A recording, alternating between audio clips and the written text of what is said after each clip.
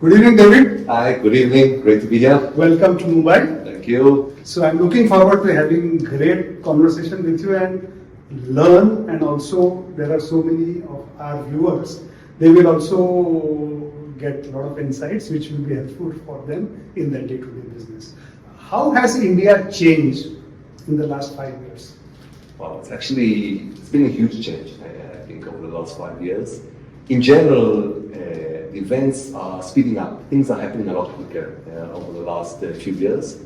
But naturally, the introduction of lab-grown, which I think sped up the point that it really started becoming something significant was when, of course, De Beers announced Lightbox back in 2019.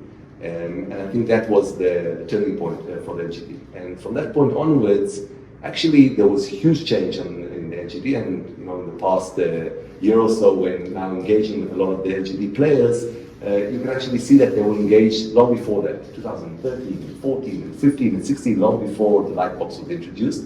But it was all under the radar. It was all behind the scenes. LGD was not well accepted. And the introduction of Lightbox changed that dramatically.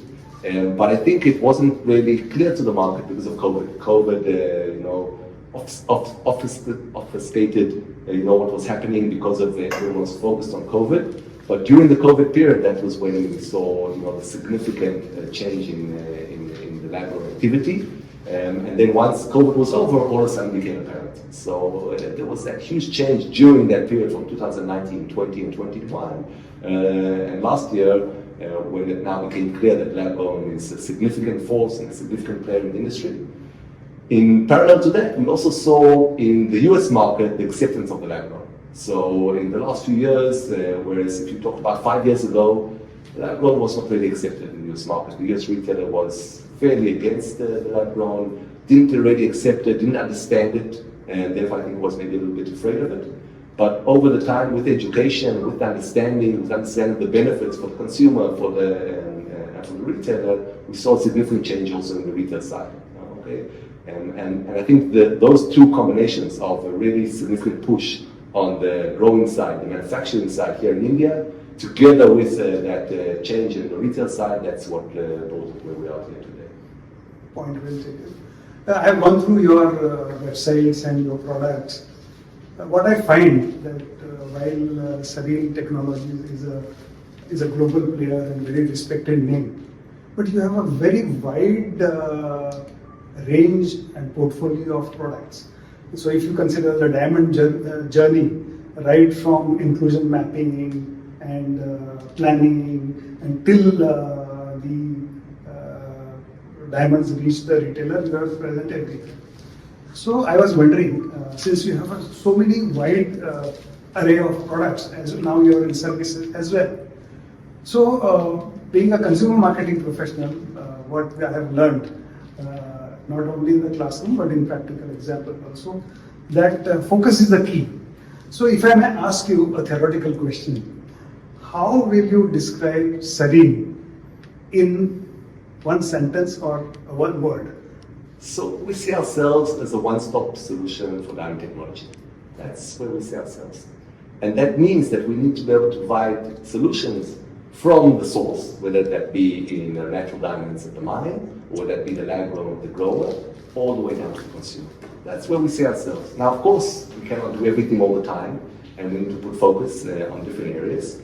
And at different stages in our journey, in our development, in our evolution of the company, we have put different focuses on different areas. Today, I can say we're putting a huge focus on further downstream. It's not that we are not involved, engaged, and continue to add value to the manufacturing process, which we are, but we have put a huge focus further downstream. Two of the areas that we are dealing with is grading, automated artificial intelligence-based grading, so creating technology that enables grading diamonds in a very consistent and accurate way. And the second part is traceability, the ability to track the diamonds throughout the pipeline. So these are two areas which we have a lot of focus today.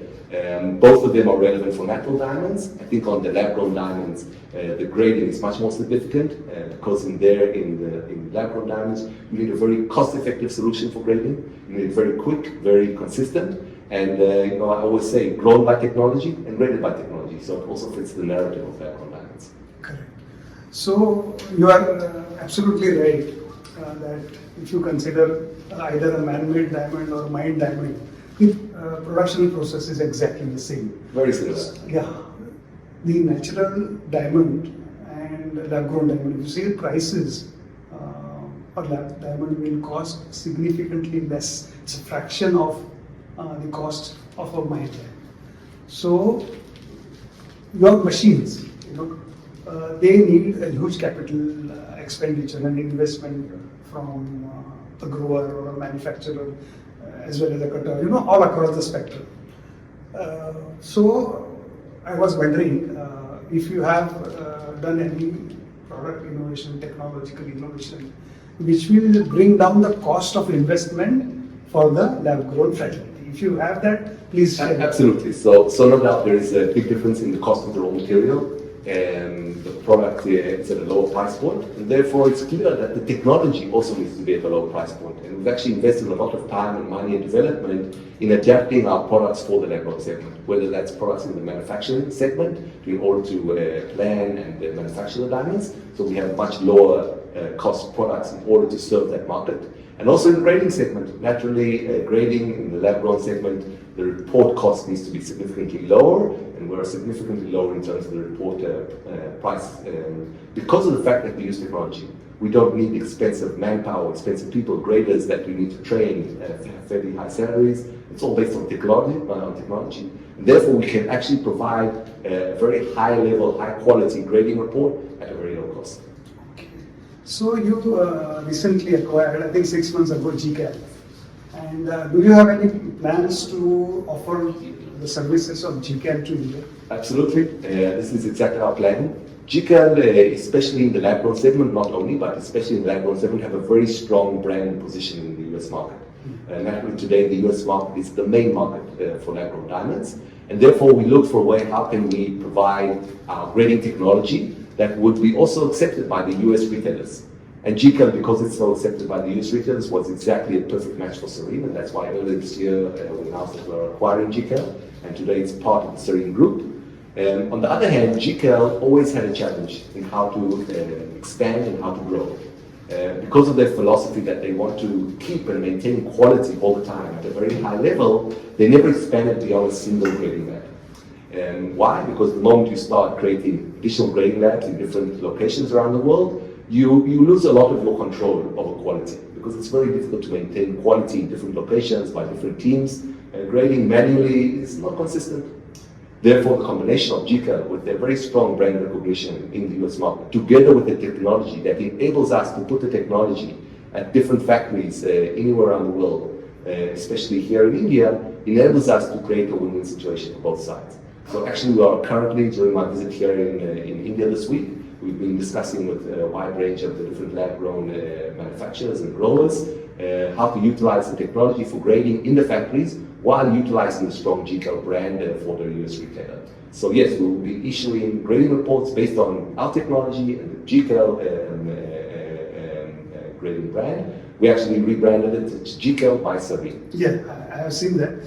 What I like about GCAL's positioning is they don't call themselves the report which they come.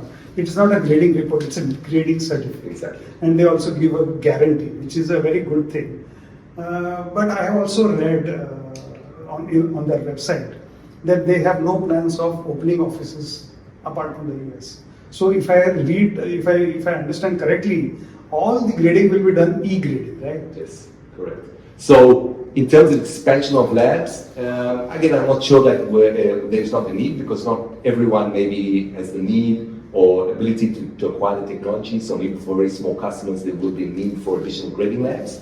But the objective is to actually create a virtual grading lab in every client. So think that that's how we look at the e-grading, basically using the technology, putting the technology at the client. The client then will scan the diamonds, we capture the data required for grading, it goes up to the cloud, and then we're able to grade it using our AI-based grading algorithms. So think of it creating, rather than the typical lab that what people have grown to know over the last years, think of it like a virtual lab in every client's factory. Okay, I want to understand one thing. I understood the concept totally.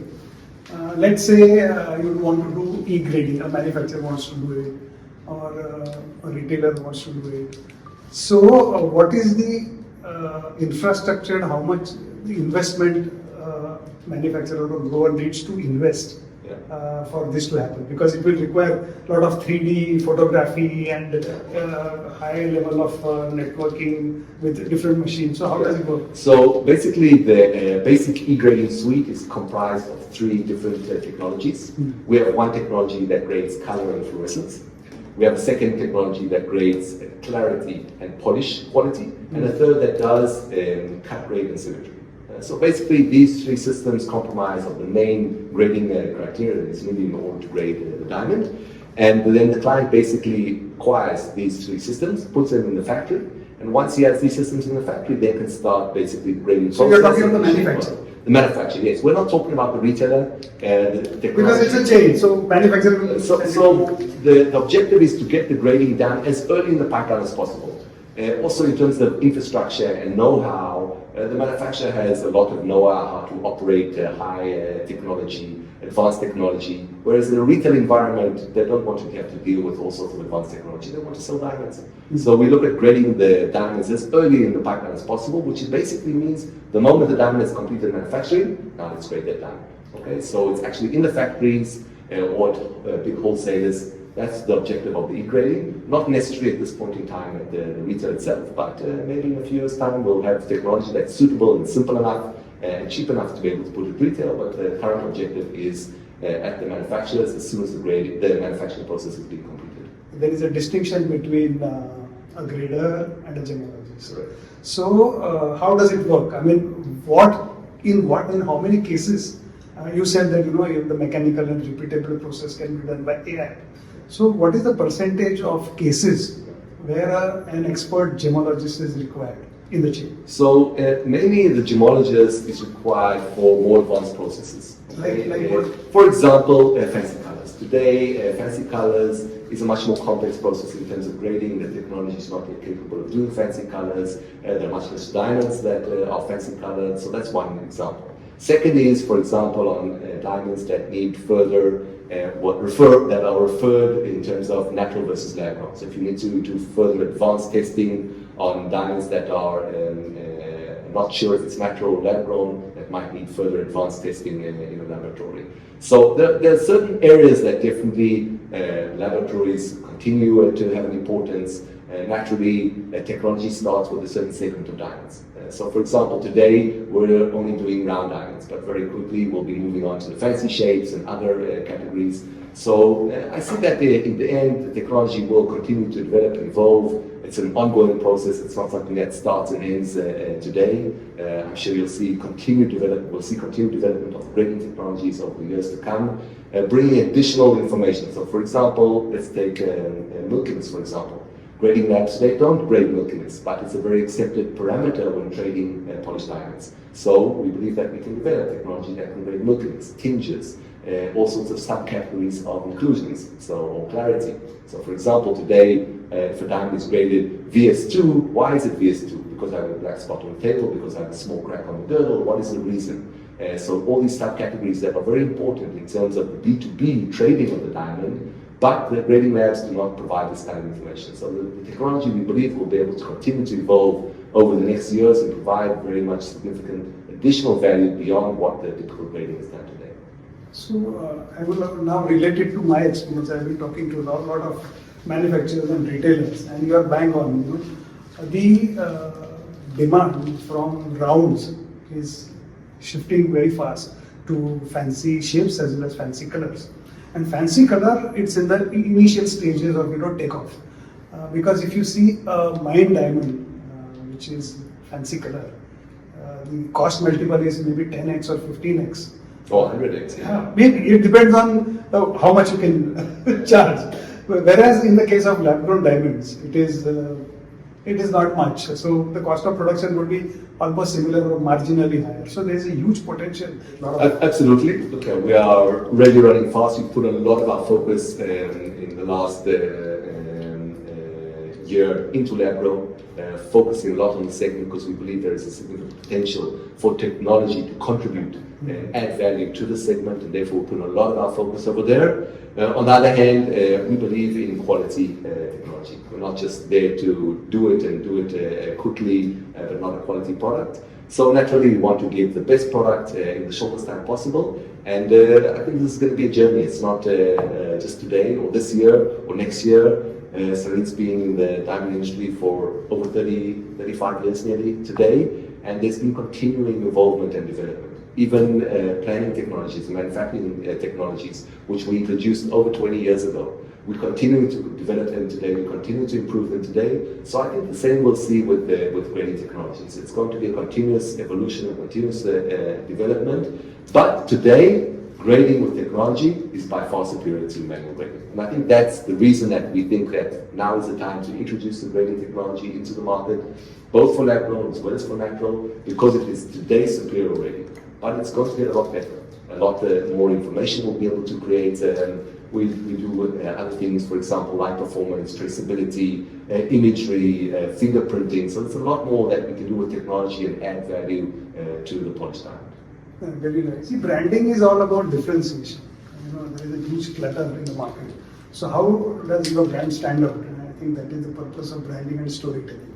So as a late entrant in the grading field, others have advantage. So how do you intend to brand yourself, stand out from the crowd, as well as help the retailers come up with stories? So that's an excellent question. And first of all, we are the only technology company that is involved in diamond grading. All the rest of the companies are gemological grading labs. True. So that is, first of all, I think one of the big differences. We're a technology company. We believe that grading can and should be done through technology. And we believe it's better. And that's what we're doing today, proving to clients why technology can do grading in a superior way than it can be done through manual processes that have been done over the last 50 or more years in grading. So that's the first thing. The second thing is that we believe in differentiation, as you said, branding differentiation. So we don't necessarily see ourselves as necessarily being in the front. We don't want to create the next GIA. We believe that we want to strengthen and support the client's brand. So you'll see that in our grading reports, there's a lot of customization to the client's needs, fitting its brand, its look and feel, what kind of information they need, what stories that brand telling. So there's a lot of flexibility within what we do. Think of it like a little bit of a puzzle that we create with the client. So when we work with a retail client, we first want to understand what is he about, what is his brand messaging. And then we can see what kind of information that the customer needs, how to structure the report, and what kind of things can provide an emphasis on why his diamond is different or better, or what story that diamond tells. So we're really focused on creating like customized solutions for the retailer, so to empower his brand rather than us overpowering with our brand. That's an excellent initiative, and I would like to share my learnings over the period of time. If you see, mine diamonds category has grown only on the basis of category marketing. They always depend on the miners. DBS will do category marketing, or other miners will do, and they want to piggyback on that. So, and on the other hand, when you look at the trading aspect, people don't really buy diamonds. They buy GI certificate. Why? Because there is no branding. There are poor brands. What I observed from my readings is that you are doing an excellent job because you are co-branding. Your brand, Sarine, takes a backseat, but you are helping the retailers to come up with their own brand and story, which is a really good thing. Yeah, if we were again to sit in the front seat, as you call it, we become a replacement to the standard commoditized grading reports of today. We don't want to commoditize diamonds. We think that once you commoditize diamonds, the only aspect then are the customer price. If I walk into a store and I see two diamonds with the exact same grading report in two different stores, what is the difference between these two diamonds? Therefore, we don't see that we want to replace that, be a better grading report. We want to also provide value to our customer and to our client so that he can differentiate himself. The grading report is a tool. It's not an objective. You're not selling a grading report. You're selling a diamond. You're not selling paper. The grading report is just a tool to help the retailer explain what about his diamond, tell the story of his diamond, and provide data about his diamond, which again has an impact on the price of the diamond and so on and so forth. So that's where we see ourselves as different from other grading labs. It's not just another piece of paper that mostly commoditizes diamonds today, because it makes two diamonds that are different at different retailers exactly the same in terms of the same grading report. And that's what we wanted to move away from. Very interesting. So I was going through your product portfolio. I came across the loop. So how is it different than other loops, and what is the speciality of those loops? So there's basically one main speciality, which we have a patent on, basically creating a virtual three-dimensional image of the polished diamond. Most of the imagery solutions today basically rotate in 2D, showing the diamond rotating on a rotating table, whereas we basically create a virtual three-dimensional imagery of the diamond that's actually rotating in direction. And that's the uniqueness of our solution. Again, there are a lot of great solutions out there for imagery with different advantages and disadvantages, but what makes our solution unique is we're able to create a three-dimensional image of the diamond as if you're holding the diamond in your hand. You can actually turn it around in any direction. Okay, very interesting. So that loop, in terms of cost, is it costly? We look at the loop as part of the information that can be provided as part of the grading report. Again, to create that experience with the consumer that he can now look at his diamond, because holding a diamond by consumers is very difficult. They're very small, they don't know how to hold it, they don't know how to look at it. The 3D loop enables you to basically look at the diamond virtually on a digital representation and be able to interact with it and turn it around in different directions, see the diamond. And so we see that as part of the information that we provide to the retailer that can provide it to the consumer, especially when you're talking about digital platforms, website, internet, and so on. So you want to be able to show your product. So that gives the retailer the ability to actually engage with the consumer and let the consumer interact with the polished diamond that is in his jewelry or his ring. Okay. So coming to this laser marking on the girdle, there is a school of thought that it is not foolproof and it can be tampered with. So there are new technologies which Forever Mark or other companies have tried, and it also forms a basis of storytelling. There's something called stealth marking. Yeah. So what is your opinion? Are you going to offer some services? Yes. Again, there are a lot of, as you said, inscription has its loopholes. You can remove an inscription, you can inscribe a number of the same inscriptions on different diamonds. So definitely inscriptions have a lot of value, but there are loopholes. And definitely today there are a lot of different solutions out there in the market that come to solve this issue.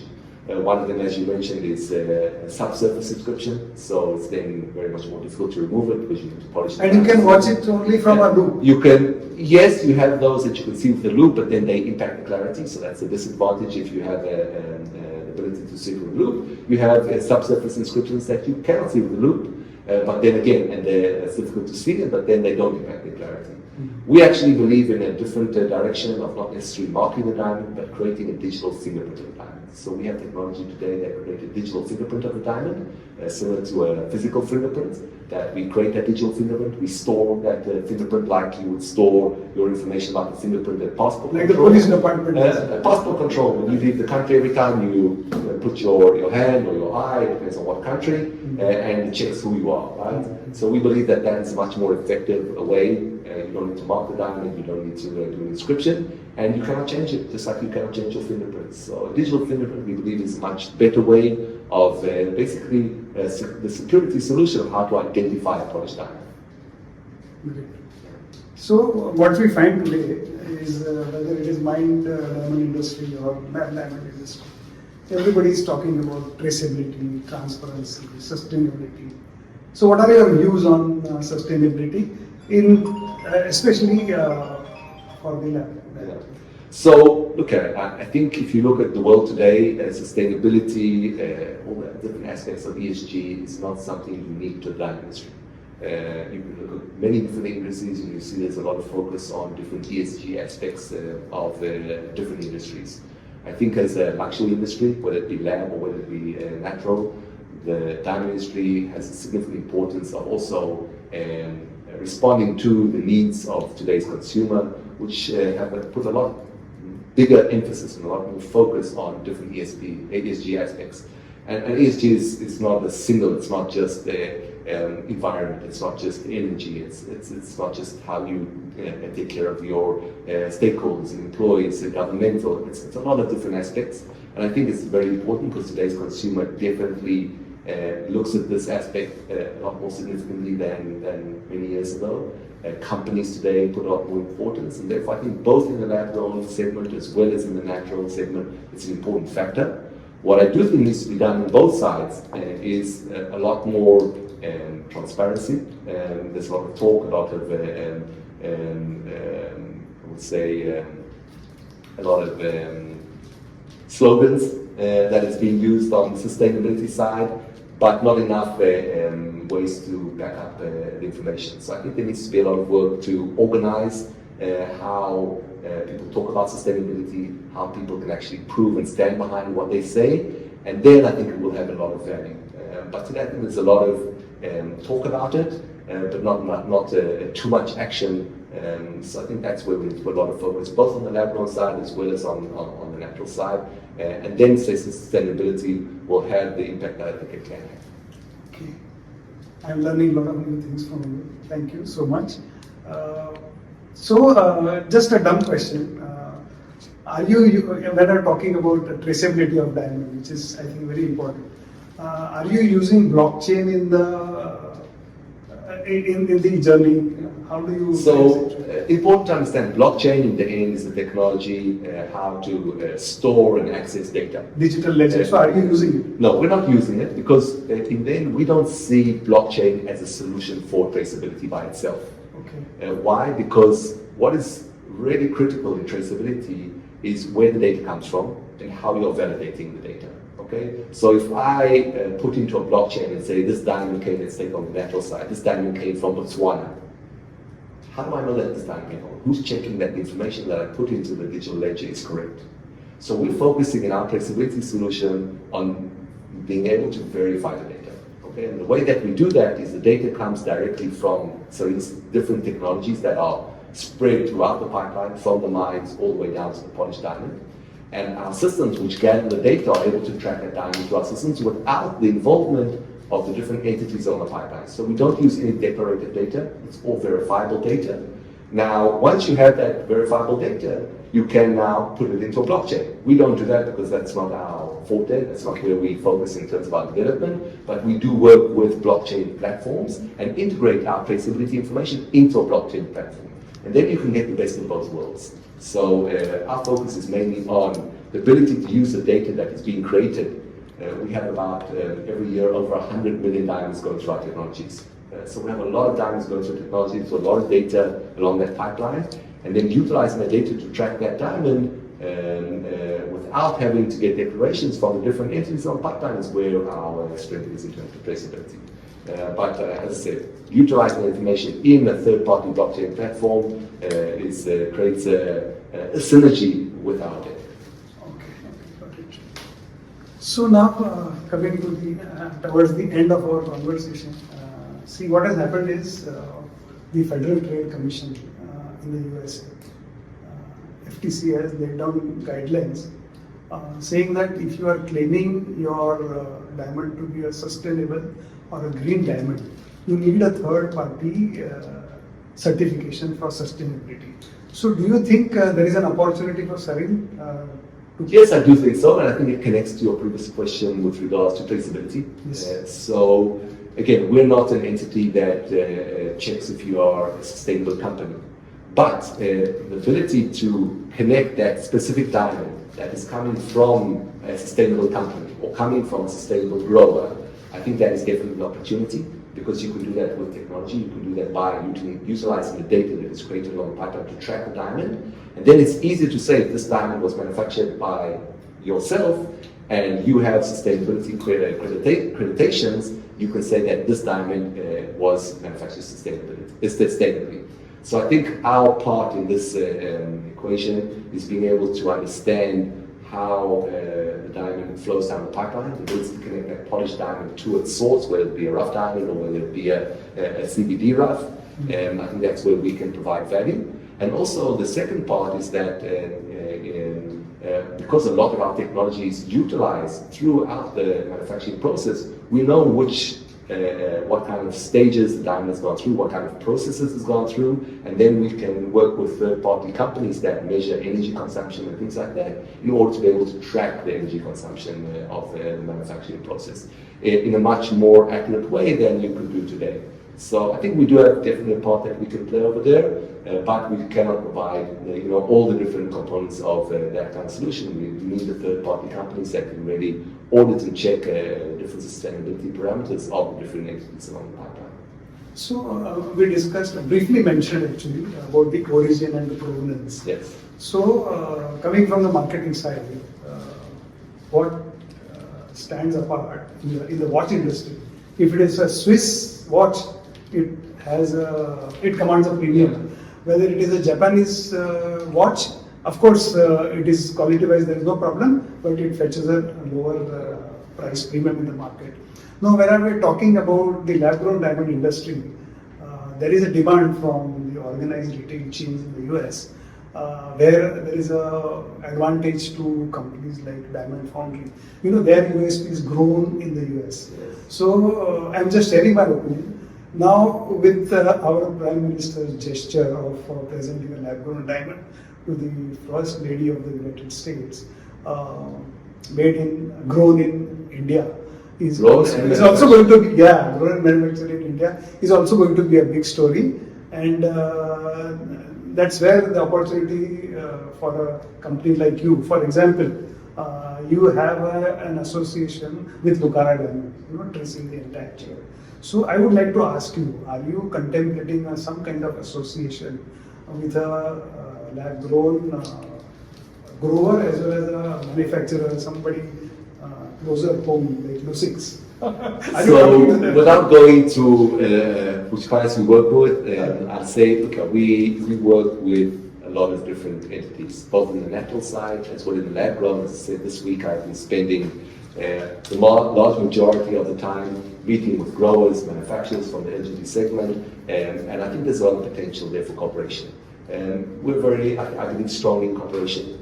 That's why you see a lot of corporations that Sarine is involved in different segments of the industry, from the miners to manufacturers to retail, and I believe the industry should have a lot more cooperation. Therefore, it's an open invitation to anyone who thinks that we can add value. Of course, this needs to be a win-win for the partner as well as for us, but I think there's a lot of value that can be created, and I'm sure that we'll see different corporations, different kinds of things like that going forward. So Indian growers also have a hope of collaborating. Not only they have a hope, the door is always open. Okay, great. So now my last question is a little sensitive. It is about intellectual property rights. Yes. I'm sure India is a very challenging market for you, but fortunately you have won some cases. So what is your message to the industry? Okay, I think my message is that in order to develop technology, it costs a lot of money. R&D has a significant spending. We spent over the last decade over $100 million in R&D. We are a technology company, therefore we have to develop new technologies. We always want to be at the cutting edge, and not all technology succeeds. So you need to invest. Sometimes it succeeds, sometimes it doesn't succeed, and we need to continuously invest R&D in order to bring and have that cutting edge. I think that technology, especially for the Indian diamond industry, has created a huge value, whether it's our technology, it's other technologies. And therefore, I think in order to be able to continue investing, when you move to utilizing technology that infringes on IP, you damage the future of the industry. And therefore, I think that may be a short-term gain, but it's a long-term loss for the industry. And therefore, I would recommend to the industry that in order to maintain their cutting edge, they need to be ahead in the edge of technology. They need to have the best technology out there. And without companies like Sarine and others that invest significantly in R&D, they'll lose their edge. So I think it's better to look long term. Yes, it does cost more technology that is developed and has to bear those costs of R&D. But in the long term, it sustains that edge for the industry. So I think it's not a good business decision to use parity technologies, because in the long term that has industry, whether that be natural or lab grown. But on a positive note, Indian judiciary has helped you. It is impartial, and I think you have won the first round. So it was very nice talking to you, and I hope to interact with you in future as well. It's been a pleasure. All the very best. Thank you very much.